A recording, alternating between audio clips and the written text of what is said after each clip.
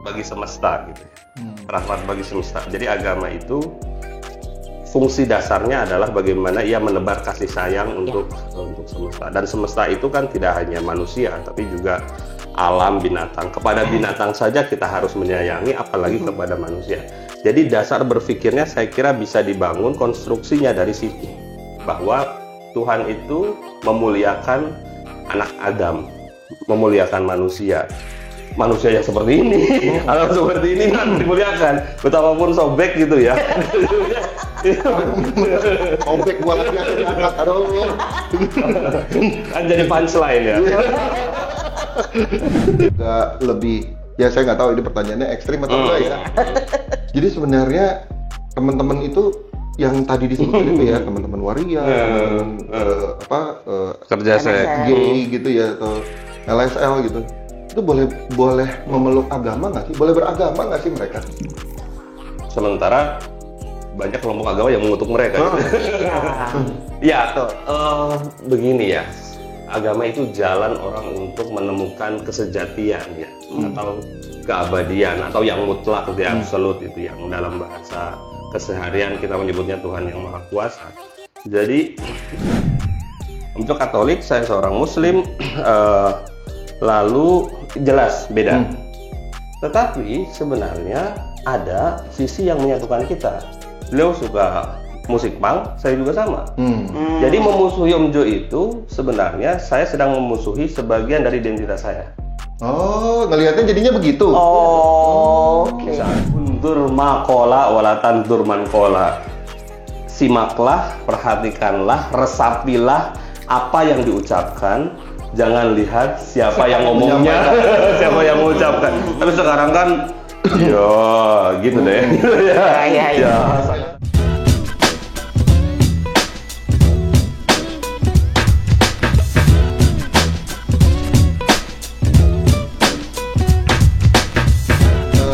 Tadi menarik tuh kan,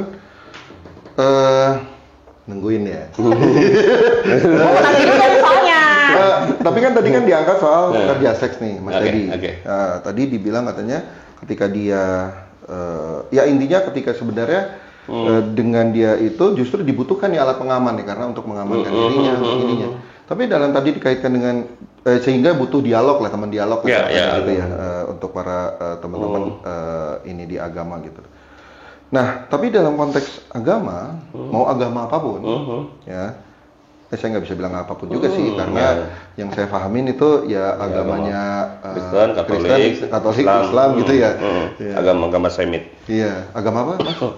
Semit. Semit, apa tuh Semit? Ada ya. Oh iya. Itu bahan saya. Oh iya, bahan itu ya. Jangan, itu 2 SKS.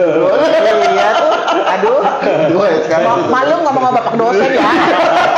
Nggak, tapi kalau dikaitkan dengan itu, bukankah jadi lebih baik loh? Makanya kita menganjurkan untuk tidak dilakukan, karena itu udah pertamanya udah salah, karena itu udah dosa. Iya. Gitu. Iya. Jadi yang sebelum kita bilang pakai kondom, ya sebaiknya jangan dilakukan aja dulu supaya ini. tidak dilakukan lagi supaya gitu tidak, ya. kita mengarahkannya supaya tidak menjadi seperti itu, karena buat apa gitu? Gitu gimana, Mas? Ya, karena sebenarnya begini ya. Kalau agama itu berfungsi ya menyelesaikan semua persoalan gitu ya. Agama itu bisa solve the whole problem.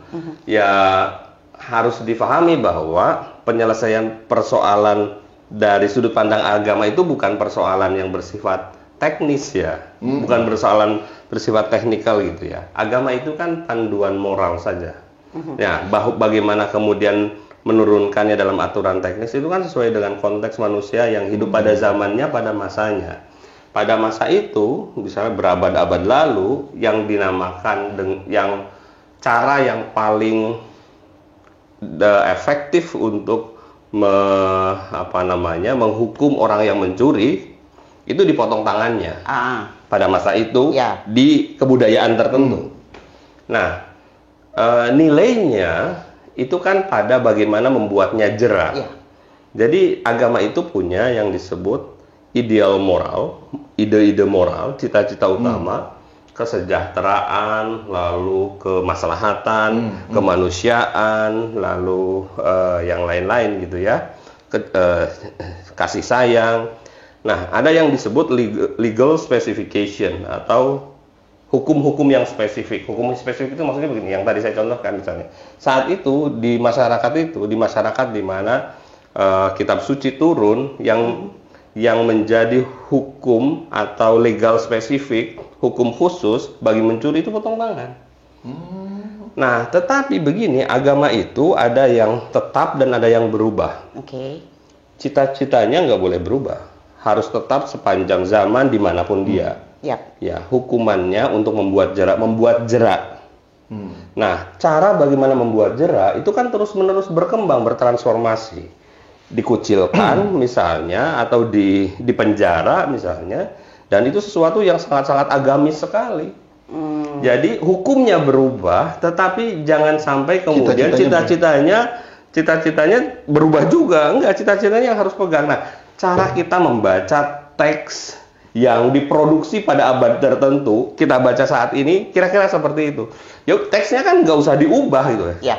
Kacamata kita membaca teks itu yang harus terus-menerus berkembang sesuai dengan perkembangan zaman. Nah, di situ poinnya, termasuk misalnya, kan kita juga nggak bisa memastikan bahwa apakah memang yang disebut pada masa itu mereka yang dikutuk karena transgender misalnya itu persis seperti transgender yang sekarang kita pahami misalnya.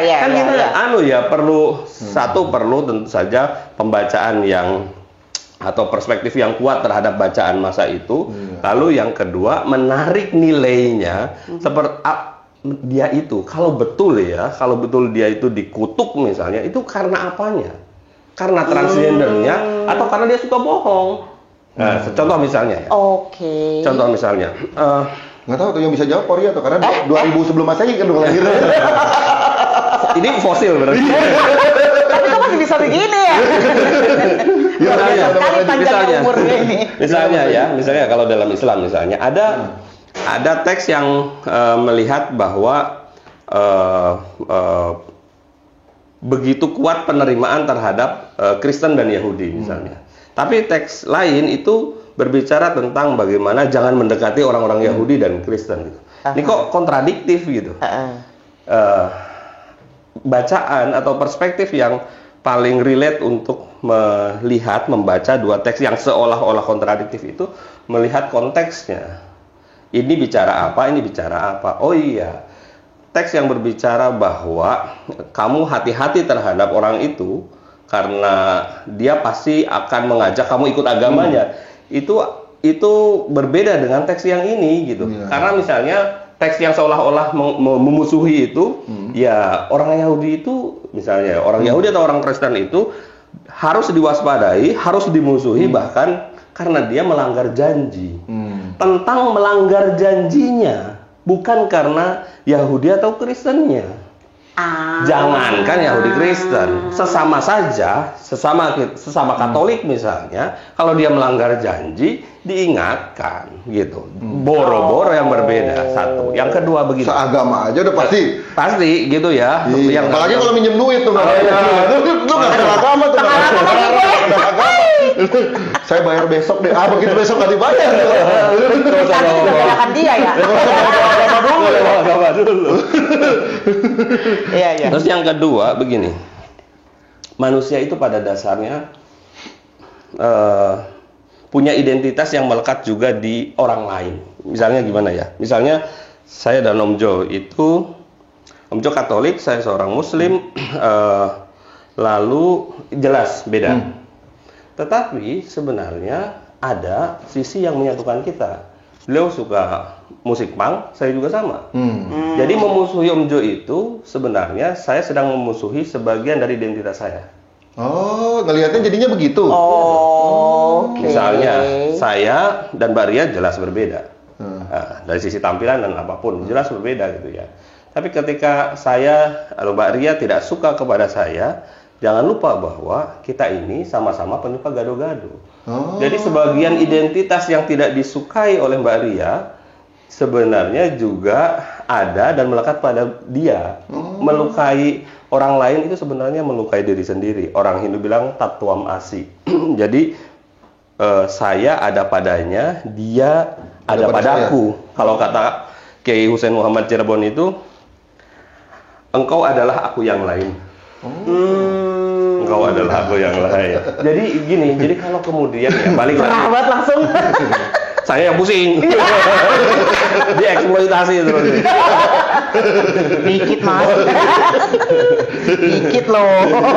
Jadi kalau kemudian kita menunjukkan ketidaksukaan kepada siapapun ya, manusia sebenarnya ya kita sedang sedang membenci, tidak menyukai, menstigma sebagian dari identitas dia yang mungkin ada pada saya.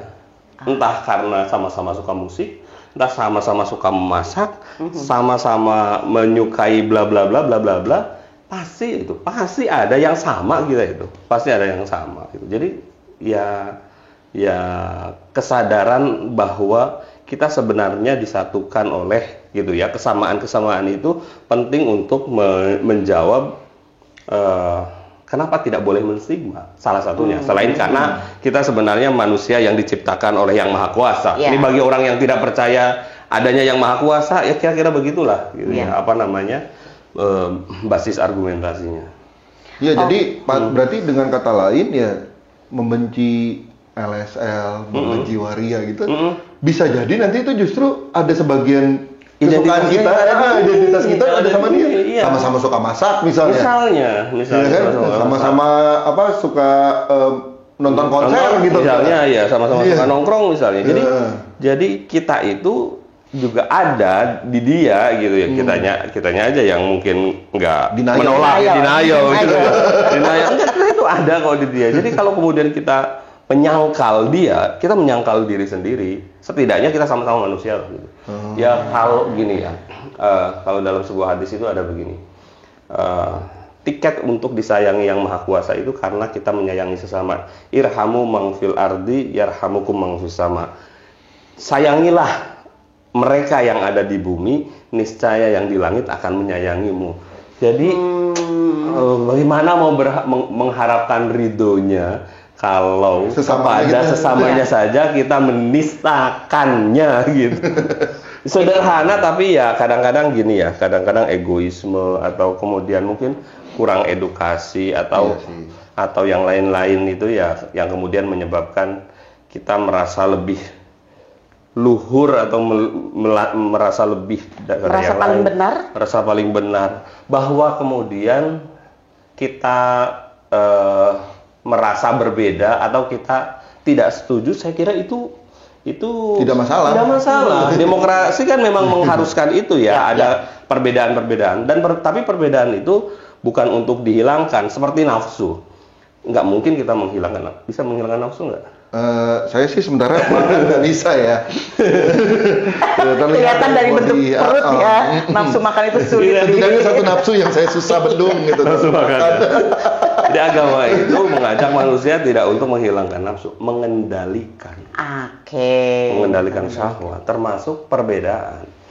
Tidak ada yang namanya orang kembar yang identik sekalipun kan dia tetap ada bedanya gitu ya. Nah, artinya terhadap perbedaan itu kan bukan untuk dihilangkan tetapi dikelola kan, agar dia tidak menjadi konflik terbuka misalnya, agar perbedaan itu menjadi poros untuk membangun kebersamaan, karena ya beda itu tidak untuk dibeda-bedakan.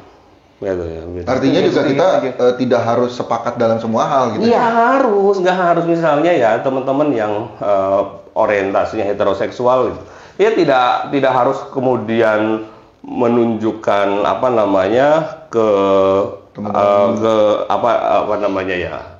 solidaritasnya dengan kemudian jadi homoseksual. Bukan begitu. Merayakan perbedaan itu bukan begitu, bukan menempuh jalan yang sama, tapi kita sama-sama jalan.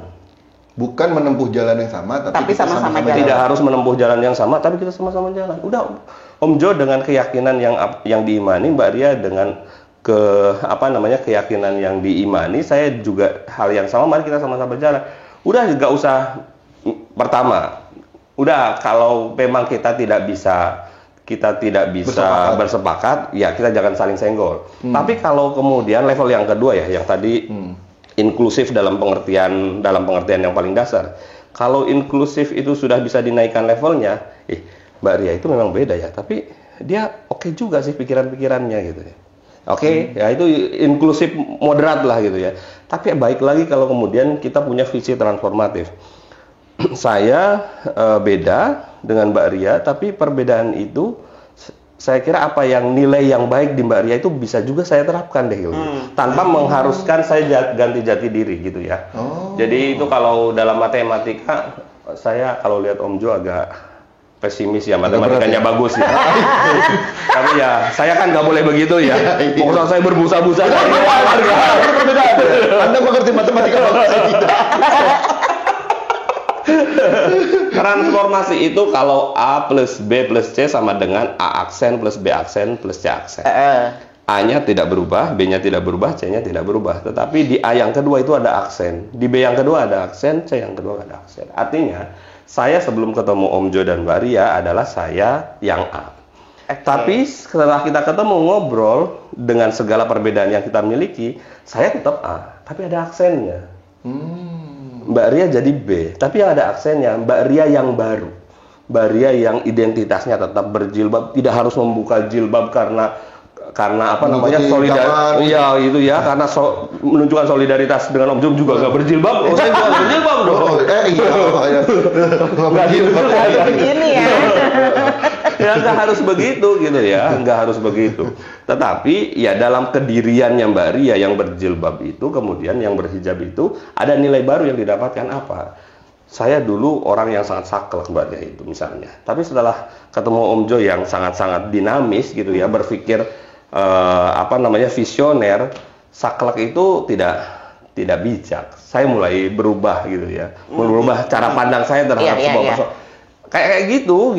Dan saya pikir itu bisa saya dapatkan dari manapun ya. Kalau dalam pepatah bahasa Arab itu ada kalimat begini, al hikmatu dollatul mu'min anna wajadaha fakhudhuha. Kebijaksanaan itu, ilmu itu seperti barang hilangnya orang beriman.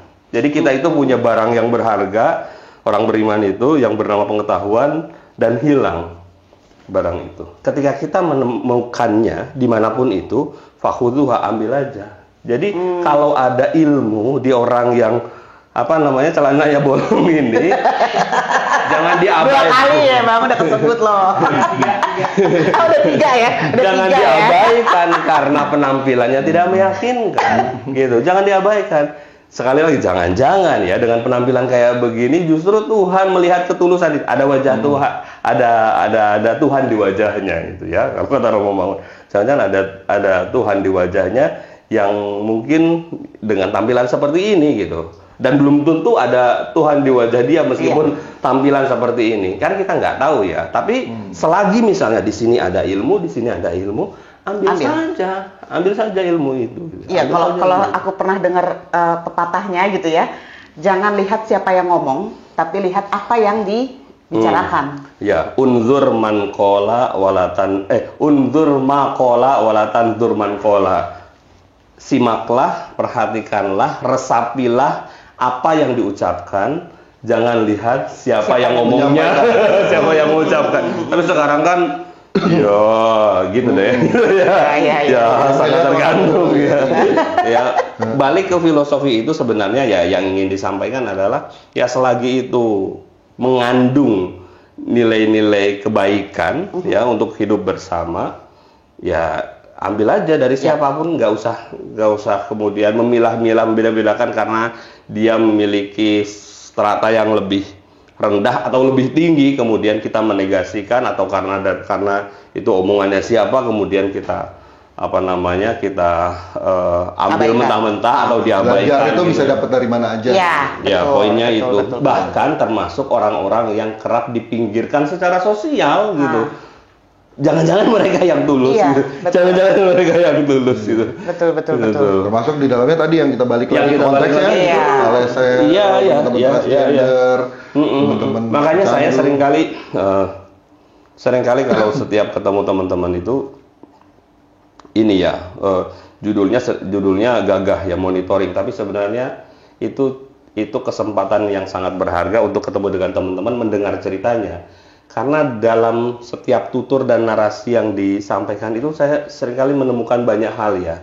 Saya bisa setuju, bisa tidak, tetapi selalu ada pelajaran berharga yang sering kali membuat mereka ketika menyampaikannya itu berlinang air mata gitu. Dan meskipun dibalik ketidaksetujuannya. Dibalik ketidaksetujuan, saya kan tidak harus setuju dengan yang mereka sampaikan, yang mereka lakukan dan seterusnya gitu. Tapi mendengar tuturannya, mendengar ceritanya, mendengar kisahnya yang sangat-sangat mengaduk emosi, mengaduk perasaan itu, saya selalu menemukan banyak hal yang tidak saya dapatkan di kampus. Yang saya dapatkan di kampus. Nah, itu yang hemat saya menjadi bagian penting dalam proses menimba pengetahuan, menimba ilmu di universitas kehidupan lah ya. Universitas kehidupan. Itu universitas kehidupan tuh bilangnya ya. Gila. Ini makanya nggak bakalan cukup cuma setengah jam deh. Gue betah ngobrol 3 jam 4 jam ini. Ya. Next ya. Oke. Nah, balik lagi tadi kita sempat menyinggung soal kekerasan ya. Nah, kita tahu banyak sekali perdebatan gitu ya ketika ngomongin istri kalau menolak suaminya minta hubungan seksual, dosa besar gitu ya. Itu gimana kalau menurut Mas Teddy? Ya memang itu berawal dari teks yang dibaca secara harfiah ya. Artinya ya memang ada hadis yang mengatakan itu ya, tetapi sebenarnya itu bisa dibaca dalam konteks yang lebih luas dan punya relevansi. Kayaknya kalau nggak salah kita pernah diskusi soal itu ya dulu. Ya, karena kan kalau ngomongin kekerasan kan salah satunya marital rape tadi. Betul. Nah, kita kan pernah sering menemukan nih Mas Ted gitu loh. Jadi kayak teman-teman perempuan yang positif gitu ya, perempuan yang positif gitu kan, ketika dia udahlah, atau nggak teman-teman perempuan pekerja seks gitu ya, yang mungkin suaminya tahu dia bekerja seks. Kita nggak mungkirin bahwa ada beberapa yang kasus kejadiannya kayak gitu. Istrinya bekerja sebagai pekerja seks dan diketahui oleh suaminya, gitu kan, diketahui oleh suaminya di profesi dia sebagai apa. Gitu. Tapi ketika dia pulang, dia kan sedang kelelahan nih sebenarnya nih. Ketika dia pulang dia kelelahan, dia butuh istirahat. Tapi ketika suaminya sedang di ujung tanduk. Tadi kan salah satu itu hawa nafsu itu tidak bisa ditahan kan. Nah, ketika dia tidak bisa ditahan, kemudian dia minta padahal dia sedang kelelahan, itu boleh nggak sih sebenarnya menolak gitu loh? Karena nggak boleh dong kalau secara ini. Bahkan saya tidak menemukan hanya di agama Islam ya, di agama lain pun kita menemukan itu gitu. Gitu. Nah, tidak boleh gitu. Jadi sebenarnya itu juga ada varian cara pandang ya. Jadi yang tadi disebutkan Mbak Ria itu hanya salah satu saja karena mereka membacanya secara harfiah gitu. Tetapi cara pandang yang lain yang seringkali diungkapkan oleh teman-teman yang menggumuli isu gender dan Islam itu malah berkebalikan, karena sebenarnya ada hak reproduksi yang harus dijaga satu gitu. Lalu yang kedua, menolak karena alasan yang cukup bisa dikuatkan dari sisi apapun ya, termasuk sisi biologicalnya itu bisa dijustifikasi malah. Artinya kalau kemudian menolak karena misalnya satu kelelahan yang berpotensi akan semakin menambah darurat kondisi tubuhnya, itu malah dibolehkan gitu, malah dibolehkan. Nah, itu yang saya kira ya gini ya, jadi balik ke soal bagaimana memahaminya secara komprehensif. Saya kira ya, tidak hanya dari sisi harfiah saja. Jadi persepsi tentang atau kesimpulan bahwa menolak itu menolak berhubungan, istri yang menolak berhubungan dosa itu sebenarnya ya, pertama dia satu varian saja, varian pendapat. Lalu yang kedua yaitu pendapat yang belum dibaca secara komprehensif. Konteksnya seperti apa sih gitu ya? Konteksnya seperti apa? Kalau dalam keadaan misalnya segar bugar, tidak ada dan seterusnya, ini kan seperti mengabaikan kewajiban gitu ya. Tapi kalau misalnya ada situasi-situasi yang bisa dimaklum kayak kelelahan dan seperti itu, saya pikir agama memberikan ruang bahkan juga sangat menghargai organ-organ reproduksi untuk terjaga dengan baik gitu, termasuk tubuh perempuan itu sendiri. Nah, jadi itu sebenarnya agama itu justru sebenarnya melindungi, sangat menghargai. Cuma memang begini, tidak bisa dinafikan bahwa tafsir atas agama itu banyak bernuansa patriarki karena ada dalam misalnya genggaman penafsir yang patriarki dalam budaya yang patriarki juga gitu ya. Nah, artinya sebenarnya inilah upaya yang harus terus-menerus dikembangkan ya, bahwa situasi kita kan berbeda ya. Artinya penghargaan atas perempuan itu juga selalu menjadi misi utama. Karena begini, ketika misalnya contoh dalam Islam misalnya, Nabi Muhammad melakukan poligami, meskipun harus dibaca dalam konteks yang lebih luas ya. Ia melakukan itu setelah pernikahan pertamanya dengan Siti Khadijah dan dengan orang-orang yang secara agama memang dianjurkan untuk diselamatkan dalam tanda kutip ya. Nah, tetapi ketika putrinya hendak dipoligami, Nabi tidak bersedia, tidak berkenan. Nah, ini menarik nih. Artinya begini, artinya betapa misalnya seorang ayah itu sangat-sangat emosional sekali melindungi, memastikan agar putrinya itu tidak mendapatkan luka batin gitu ya, luka batin gitu ya. Nah, itu maksud saya, orang bisa menafsirkan ini apapun, tapi contoh bahwa sebenarnya agama itu, dan saya kira tidak hanya agama-agama Semitik ya, agama-agama atau world religions itu ya, local religion atau wisdomic religion, agama-agama yang berorientasi pada kebijaksanaan itu juga sangat menghargai perempuan, sangat menghargai perempuan. Nah, cuma sekali lagi narasi tentang bagaimana peran perempuan di ruang publik itu ya tidak sebanyak bagaimana narasi yang sebaliknya. Misalnya filosof itu yang kita kenal, misalnya Plato, Aristoteles, Socrates dan seterusnya, Parmenides, Heraklitos gitu ya. Tetapi orang-orang seperti Hipatia misalnya, seorang filosof perempuan itu kan tidak banyak dikenal. Sekali lagi ya nggak tahu. Nah, yang disebutin pertama juga nggak tahu. Apalagi ini. Beda Jo, kan kita bukan yang kaum lagi belajar gitu, jadi nggak ngerti tuh yang kayak gitu. Lu kurang baca sih, sama sih gue juga. Nah, itu misalnya di sisi itu. Lalu bidang-bidang yang lain lah juga ya, bidang-bidang sains dan seterusnya juga seringkali tidak memberikan, atau bukan tidak memberikan, ditulis dalam asumsi yang sangat-sangat patriarki. Nah, itu kesempatan, peluang juga bagi kita untuk menunjukkan bahwa sebenarnya perempuan di ruang publik juga ada dalam catatan sejarah, atau kita belum cukup menggalinya kali ya. Oke, jadi kalau boleh aku simpulkan nih, kenapa masih banyak laki-laki yang berpikiran seperti tadi yang dibilang dosa, karena mereka cuma baca sepotong, tidak melihat dari sudut pandang yang lain gitu ya kali ya. Iya, dan baca apa yang tertulis, tersurat, tidak membaca yang tersirat. Atau baca yang mereka mau.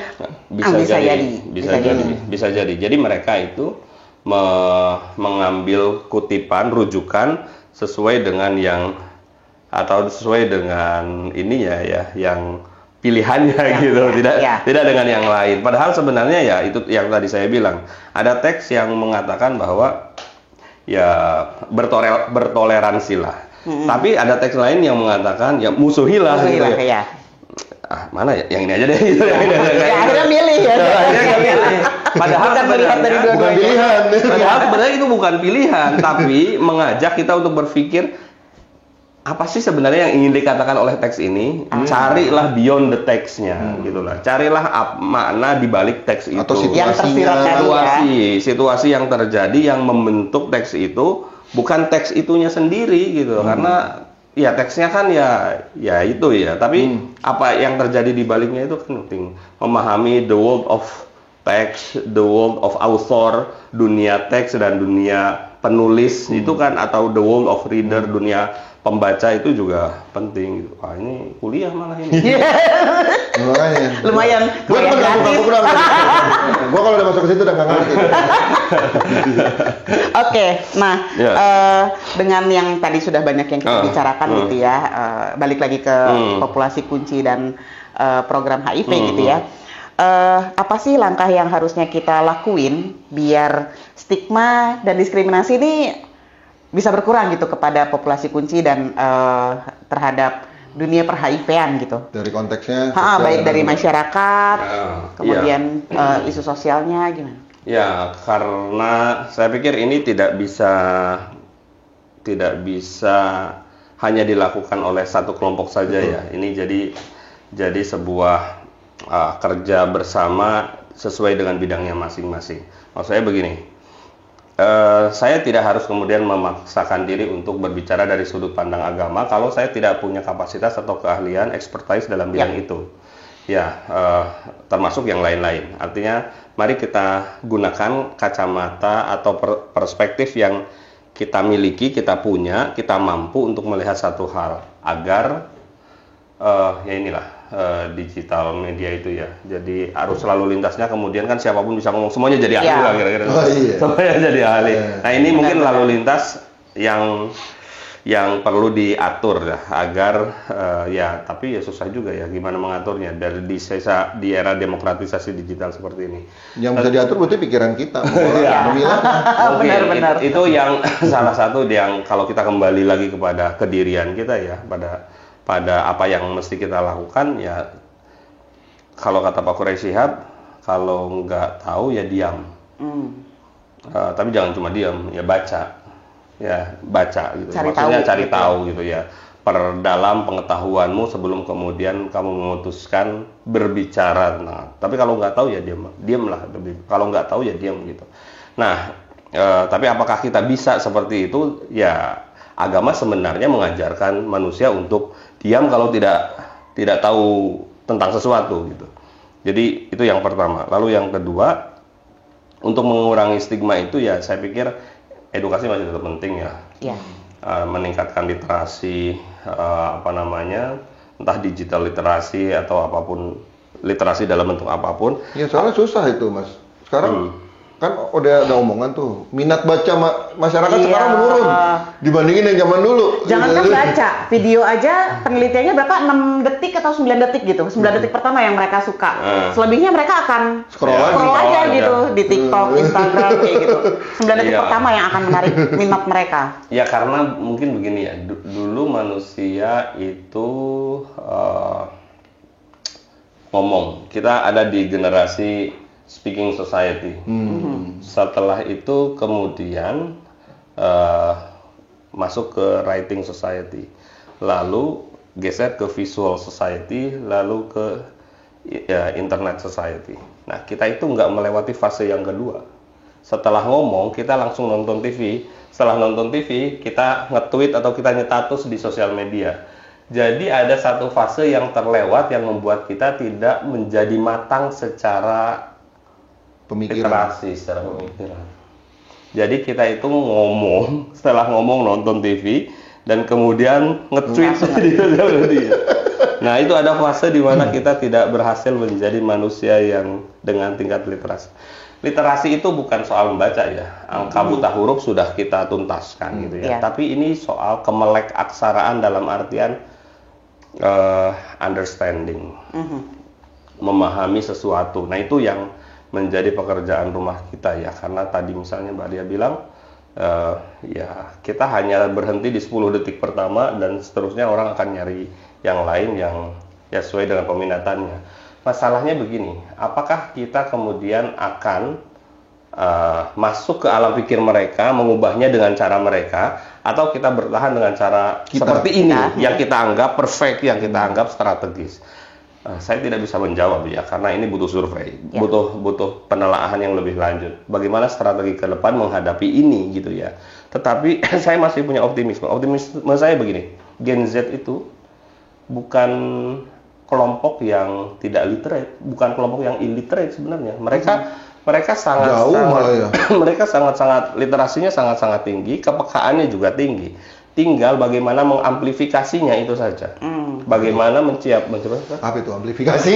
Amplifier. Gue googling dulu ya, Deo. Apa itu? Mengamplifikasi apa itu? Bagaimana membuatnya menjadi besar gitu ya, dan menjadi getaran yang bisa dirasakan di mana-mana gitu. Nah, itu yang saya kira kita kan masih dalam tahap mencari formula untuk menghadapi situasi ini, karena ini kan hal yang kita ini generasi tahun 60-an ya. Ketahuan dia lo kata 60-an gak nyampe gitu. Cara pikirnya kan gak nyampe gitu. Orang ngerubah dari Word ke PDF di kuping. Iya. Mau disuruh begitu lah. Apalagi desain di Canva ya. Padahal Canva itu basic banget. Enggak ngerti udah.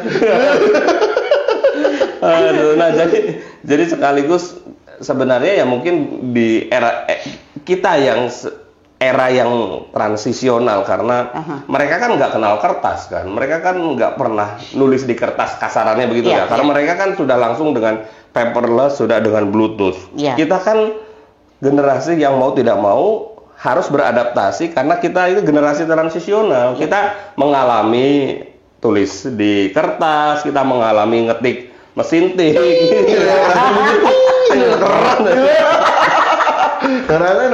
Kita mengalami disket gitu kan. Itu kan mengalami itu, dan sekarang kita dihadapkan pada revolusi digital yang gila. Mereka enggak gitu.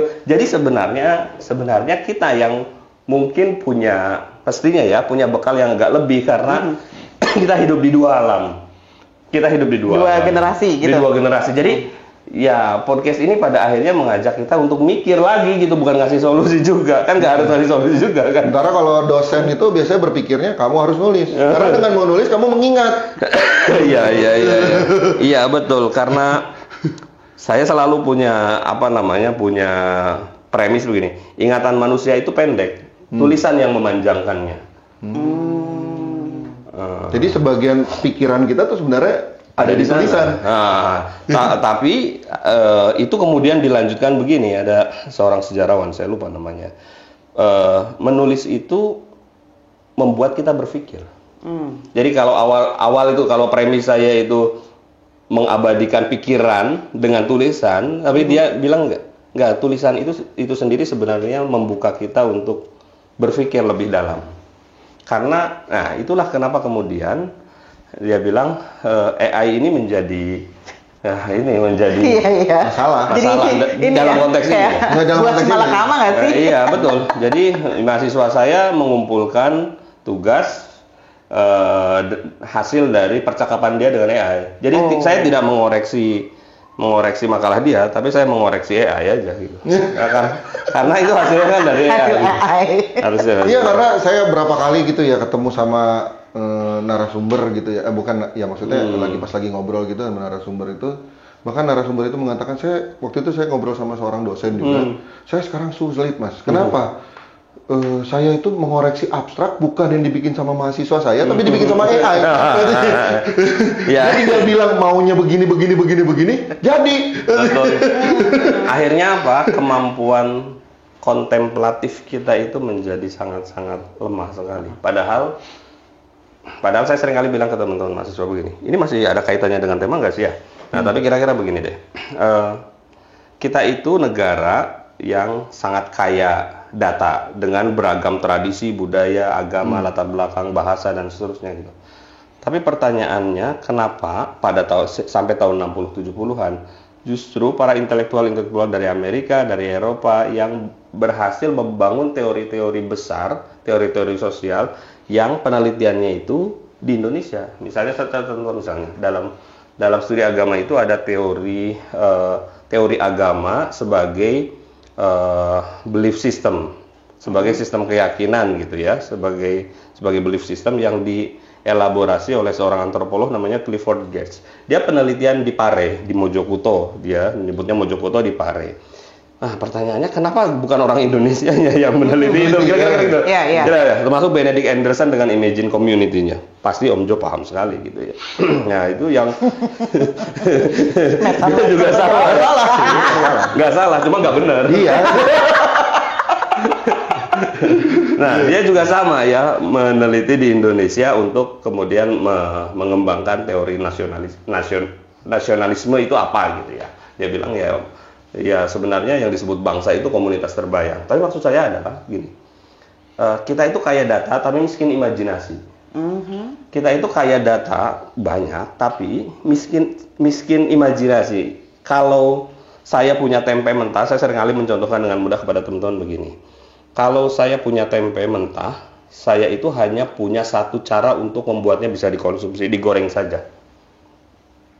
Nah, sementara orang-orang yang punya kemampuan imajinatif tinggi itu punya, kalau menghadapi tempe, dia bisa punya banyak cara untuk membuatnya bisa dikonsumsi, bisa digoreng, bisa dikukus, bisa jadi sayur lodeh dan seterusnya. Nah, itu yang nggak kita miliki. Saya khawatir ya, kehadiran revolusi digital itu akan semakin melemahkan daya imajinasi kita. Hanya satu buku yang bisa menguatkan imajinasi. Apa itu? Any Arrow.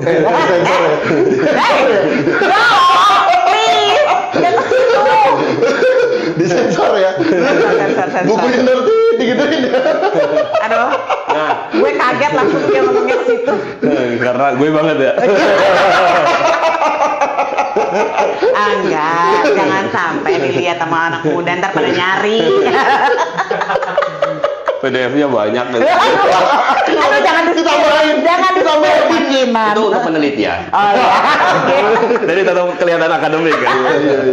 Nah, jadi itu yang saya khawatirkan, sehingga ketika kemudian melihat persoalan, ya kalau kita balik ke tema kita ya, obrolan tentang HIV dan kelompok-kelompok yang termarginalkan itu, ya sudut pandang apa yang dia lihat, tidak sudut pandang yang reflektif, yang imajinatif gitu ya. Jadi melihat sesuatu ya secara hitam putih aja. Itu yang apa namanya, kalau kemudian disimpulkan yang tadi dibicarakan tentang memperbanyak persepsi itu agar kalau kita melihat satu fenomena itu jangan kemudian langsung disimpulkan dari satu sudut pandang saja, karena dari sudut pandang yang lain mungkin kesimpulannya berbeda. Kalau saya menulis 3 di sini, Om Jo duduk di sana, dia bilang itu E, Mbak Ria bilang itu W, di sini bilang M. Siapa yang benar? Benar juga ya. Iya. Transgender itu, kalau saya melihatnya dari sudut pandang condemn, itu mengutuk, masuk neraka.